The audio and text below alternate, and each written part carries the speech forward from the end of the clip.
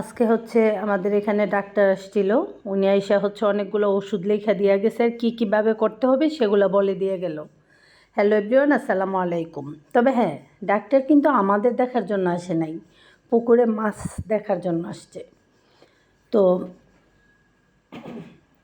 মাছেরও যে ভাই সর্দি, ঠান্ডা, কাশি, জ্বর এগুলো হয়, আমি আসলে এগুলো জানতাম না। অনেক পরিচর্যা করতে হয়, অনেক সেবা যত্ন করতে হয়, তারপরে হচ্ছে ব্যবসা সফল হওয়া যায়। তো যাই হোক, আজকে হচ্ছে ডাক্তার আসছিল। আইসা হচ্ছে উনি বলে গেছে যে এভাবে যে মাছ মরতেছে প্রতিদিন, পানির মধ্যে নাকি খুব গ্যাস হয়ে গেছে, তারপরে অনেক প্রতিদিন তো 2 বস্তা 3 বস্তা আদার দেয়, অনেক খাবারের জন্য সমস্যা হয়। তো অনেক সমস্যা, মোটামুটি মানুষের মতোই অনেক সমস্যা, অনেক কেয়ার করতে হয়। আমার দুলাভাইরে তো সবাই চেনেন, আলম ভাইকে।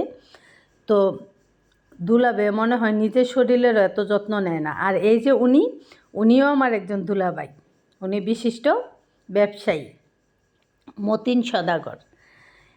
এই দুলাভাই যে কত রকমের ব্যবসা করে, বাইরে গরুর ফার্ম, মুরগির ফার্ম, মাছের ফার্ম, ইটের ফার্ম, কাঠের ফার্ম, বালুর ফার্ম, মানে কোনো কিছুর অভাব নাই। আমি কতটা ব্যবসার নাম বলবো, কারণ রোজার মধ্যে তো জানেনই গলা শুকায় যায়। আর এই যে আমার দুলাভাইরা তো সবাই চেনেন, আলম সরকার যে।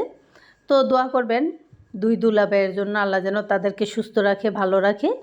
আর এই যে আমি বললাম যে মতিন সদাগর বিশিষ্ট ব্যবসায়ী, আলম সদাগর বিশিষ্ট ব্যবসায়ী।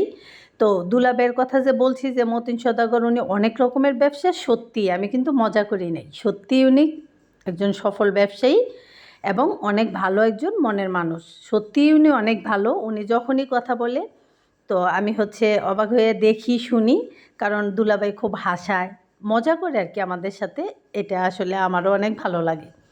তো যাই হোক, দোয়া করবেন আল্লাহ যেন সবাইকে ভালো রাখে। তো এই তো দেখেন, পানির মধ্যে অনেক গ্যাস হয়ে গেছে, প্রতিদিন অনেক মাছ মরতেছে। সেই কারণে এক পুকুর থেকে আরেক পুকুরের মধ্যে হচ্ছে মাছ নিতেছে, কারণ এই পুকুরের পানির মধ্যে বেশি গ্যাস।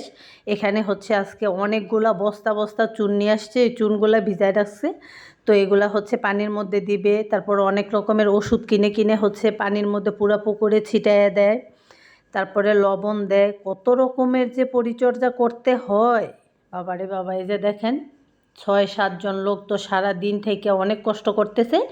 এক পুকুর থেকে আরেক পুকুরে মাছ নেওয়া কি মুখের কথা, তো অনেক কষ্ট, অনেক ঝামেলা করতে হয় এগুলা। তো দুলাভাই আমার মনে হয় যেভাবে মাছের পরিচর্যা করে, এভাবে যদি উনি ওনার নিজের শরীরে পরিচর্যা করতো কিংবা যত্ন নিত, তো দুলাভাই অনেক ভালো থাকতো।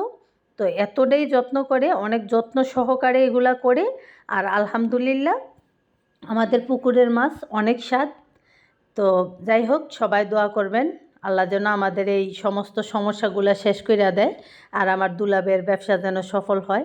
মাছের ব্যবসা, সব ধরনের ব্যবসায়ী যেন ভালো হয়, আর আল্লাহ যেন আমাদের সবাইকে সুস্থ রাখে। দোয়া করবেন সবাই।